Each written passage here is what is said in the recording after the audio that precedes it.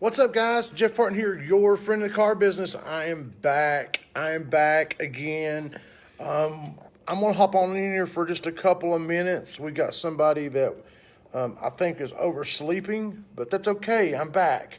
I'm going to try to invite some people in, do a side by side screen real quick. If you'll just bear with me, I'm going to invite. Let's see if I can get some people in here. Just bear with me for just a second, guys. We just overcome. We'll figure it out. So I'm going to send a request for some people to hop on in here. Let's just see if we can get out of here. Okay, so I'm going to see if we hop on in here. I'm going to invite. Let me just bear with me, okay? Just I'm trying to get some people in here. As we had a little bit of a mishap where we didn't have some people, somebody show up. So I'm just trying to get this going again. So we just this morning, if I can, I screwed up, guys. Just bear with me. I'm just trying to figure this out. I'm trying to close this out to go back to my screen. I can't see. Jonathan Dawson wants to be on my video. Okay, all right. Let's see if we can get Jonathan Dawson here. I'm going to Jonathan Dawson, and it should be coming in here. Here, just what's up, Jonathan Dawson? Why does it feel like it's been so long since we've seen each other on Facebook? It's not a long time no see, my friend. Yeah, so I guess we're going continuing the stream and continuing the live. I've never done it. I've never done a dual stream from my desktop. I've only done them on the phone. I don't know how to do it on the desktop. Do you know how to do it on the desktop? Because that's what I was. I don't, but it seems to be working fine. I mean, I could see you well. I could see the comments and everything. So it's Okay. we're just being Are you on your desktop or are you on your phone? I'm on my phone right now. I've never done it on the desktop before, so I'm just out here chilling on the back porch. I'm just amazed how great this thing has turned out. How many people is actually getting involved in this. This is just really, really cool. And I'll just jibber jabber while you're getting set up. Yeah, I just connecting my phone to my to give it some sort of stable presence. Get back here and relax a little bit with you. For sure, So yeah, man. I can't see. I'm gonna do this. I'm gonna mute my. Hold on a second. I'm gonna mute my deal and go to your live stream, so I can see the comments come through in case we have some commenters, in case we have some viewers. We got a couple of people in here right now. We got Andrea. We got Gabba, he's going next. He's down in Australia, so he's going next. But I mean, I'll talk to you about this. Okay, so like you do a lot of live streams as far as teaching and stuff like that. And I'm just going to ask you a couple of questions. I'm going to pick your brain because as I was talking to Sean Kelly a while ago, one of my dreams is to be a coach, a trainer, a mentor. That's my dream. And anybody that's in my close network knows that's my dream. You know, can you tell me a little bit about your story on how you got into doing the training and the coaching? Well, sure. Well, so hey, first of all, Lisa. Hi, Lisa. Glad to have you on the stream, and thanks for, of course, coordinating and putting some of this together. So Lisa Copeland is on the stream with us. Chad Morgan is on, so he's got J and J. Tyler's joined us, so nice to see that as well. So thanks for joining the stream. Yeah, so you asking, a little bit of the story. So depending on how far back I want to go with the story, I'll go back. Let's see. I don't want to bore people with too many details, but I want to give the pertinent stuff. So I have been in some form of ministry. I guess is a word that I can use, and I know you'll understand that word, and hopefully everybody else kind of patiently understand it. I've been in youth ministry for going on 25 years. In fact, I was telling some people at my house tonight that I started out at 14 years old. I was in the puppet ministry at our church, And in the puppet ministry, I was responsible at like 14 and 15 years old to do the Sunday services for some of the kids that were like 5, 6, and 7. And so we were double their age. And one of the things that our pastors and teachers taught us was that you should always find somebody half your age and teach them something that you know at the age you're at. And so if we were 14, 15, we had to teach, 6, 7, 8 year olds something. And so that was kind of one of the things that was always instilled to me, was always try to find somebody you can pass on whatever you know to. And so in the puppet ministry, we had like really actual, like legit puppets. I mean, we had like, they were quality puppets. And so the big, the ones with the big heads and the big mouths that open up and little hands on the end of the little sticks that you could do. Anyway, so that would be like the origin, if you want to say what's the origin story. That's probably, if you go back all the way to the beginning, it was being instilled in me at an early age that you're responsible to give back. You're responsible to share with somebody else the knowledge that you have. You're responsible to pass things on that you've been given. So fast forward from there, and then in other youth ministry growing up, when I was 17, 18, helping out the youth group, obviously, even to now. In fact, in 2 weeks, actually not even 2 weeks, in 8, 9 days, in 9, 10 days, I will be flying to Minnesota and then going to Wisconsin, where I have a youth camp that I do every year for the last 14 years. I've been at this youth camp. So that's a big part of my life. It's a big part of my heart. So where did it start from? It started from a sense of obligation, a responsibility. And here's, I think, the mistake people make, if I may, Jeffrey, and I'm not saying you're making this, but I think a lot of people make this, is they feel a calling or they feel an obligation, but they feel ill-equipped. They feel inadequate. They feel like they're not yet ready to do what they see in their mind's eye or they see in their vision. And so because they're not sure how they would meet their vision, they sometimes feel paralyzed and indecision about what to do next. And I think what happens sometimes, like I said, you said, my goal, my passion, my dream, one day I'd like to, whatever. So what I like to tell people, especially again when I'm coaching young people, is I like to say, we have to be responsible for where we are and what we have right now. So I would ask, who are you currently coaching right now? How are you coaching them right now? What are you doing specifically to move in the direction of your vision and lean towards what God's called you to do? Now, very practically speaking, let me add another example of this. I won't share his name because it's a little personal, but if he's listening, he'll know what I'm talking about. I had a conversation with somebody recently who wanted to develop themselves as a trainer and saw themselves as having an opportunity to do so, and wanted to become somebody who could build a training kind of concept and platform, and asked for some advice. And I said, well, one of the first things you could do is start documenting the processes that you have and the things that you do. Just start documenting stuff. Take notes, write things down. Put them into a little manual. Even if the first draft of your manual is not perfect, it's fine. Highlight it, kind of create the steps of your process, what you do that you think is different or unique. And put it into something in writing so that it becomes more real. And then obviously use that guideline, that writing, that manual, when you're sharing with others how to improve. Well, they didn't do what I said. Fast forward 8 months.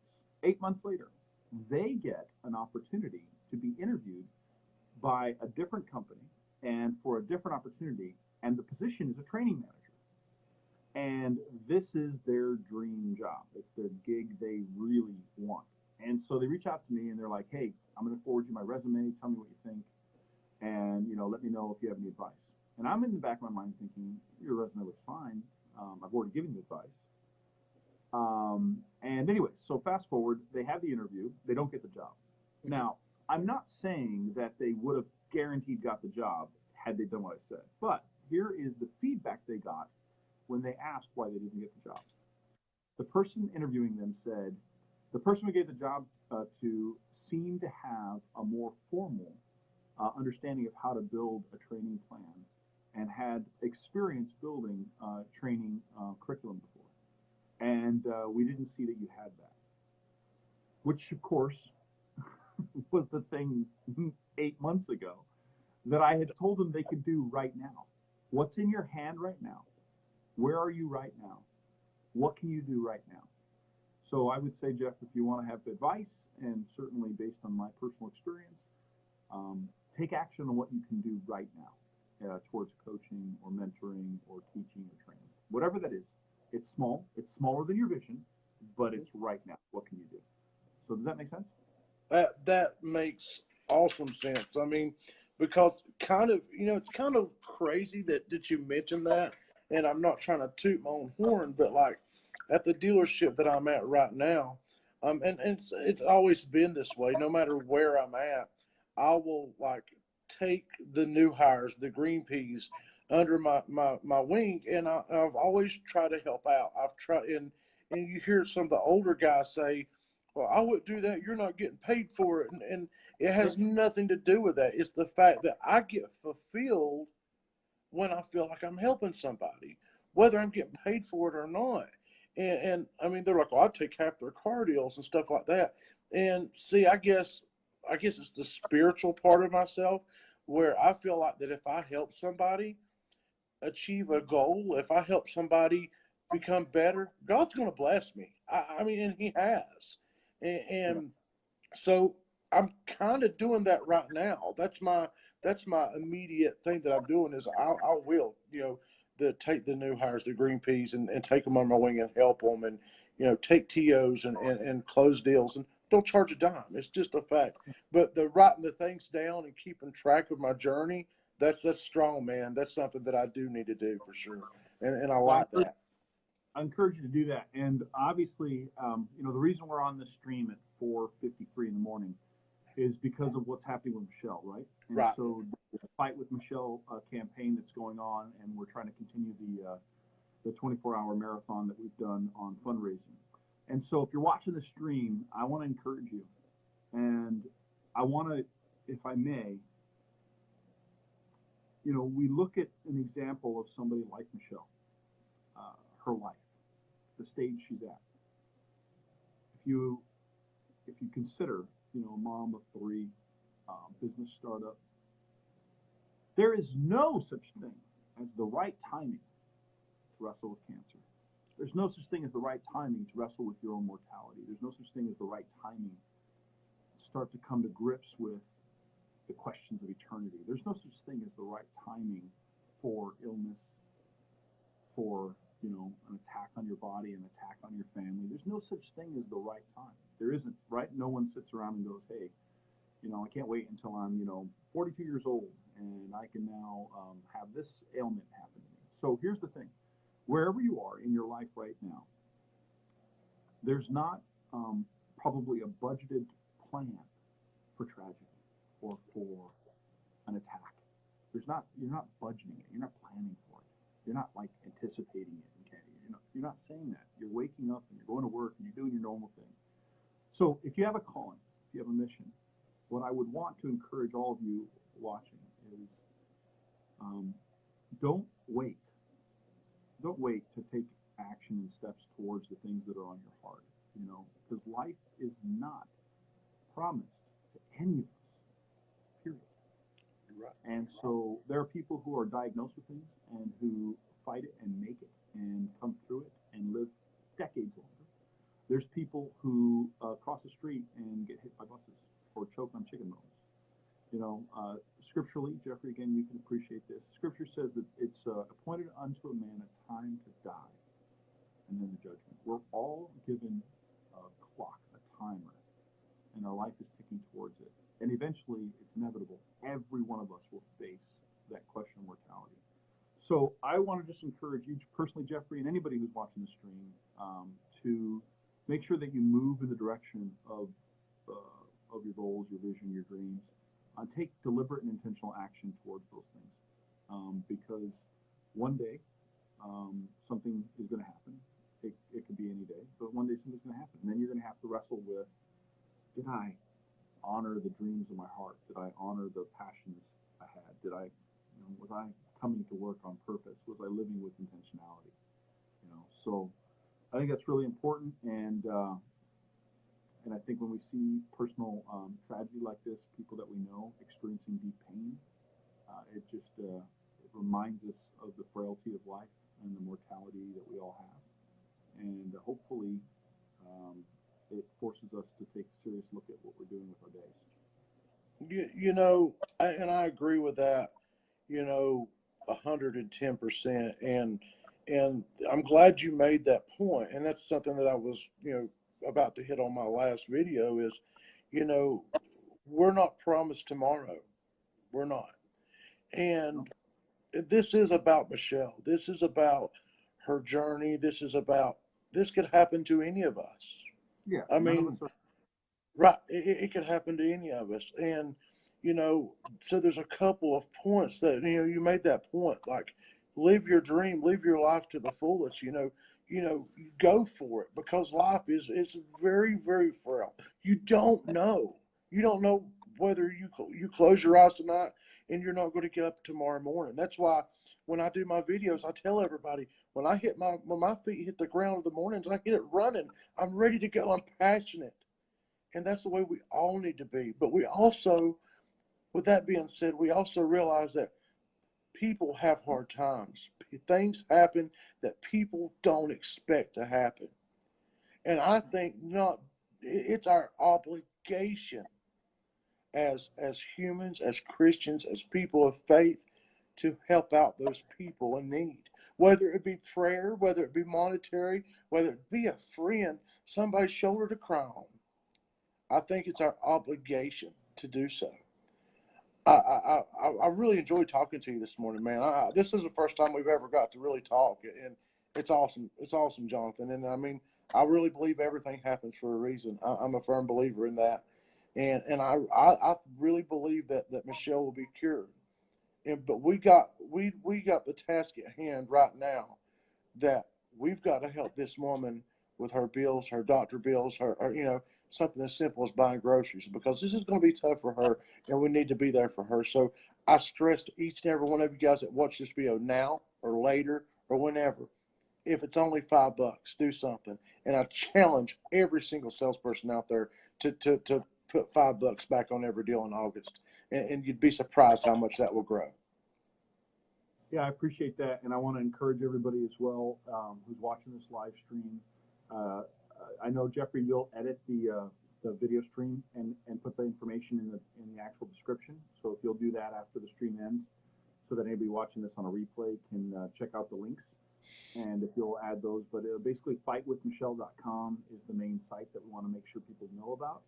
And so if you're watching this stream here, we're just continuing the conversation, continuing the journey on behalf of Michelle, as we all kind of contribute and reflect. We have something like 40 different people from across the country contributing 30 minutes of their time or more to bring awareness to the story of Michelle, the struggle of Michelle, but also the hope that comes from the humanity that we can show each other during difficult times and difficult seasons that we enter into. So again, if you're watching the stream, it's now 5 o'clock. Chris Gabloski is going to be next, and so please join the conversation. Continue on the conversation. Finding Chris's stream next. Gablonsky is his name. I'm going to tag him in the comments of this. So scroll down and find the post that has, or the comment that has Chris Gablonsky, and you can continue the conversation with him as he starts his live stream here momentarily at the 5 o'clock. 5 o'clock's right now. So at 5 o'clock. So that should be happening right now. Jeff, thanks for picking up the mantle and for participating in this campaign. And again, appreciate your prayers for Michelle. Appreciate your prayers for the auto industry, brother. Thanks, Jonathan. And like I said, this is awesome, man. This is a movement, and I really appreciate everything you do and enjoyed talking to you. So let's go support Mr. Chris, man, all the way on from the other side of the globe. All right, thank you, my friend. Thanks, sir.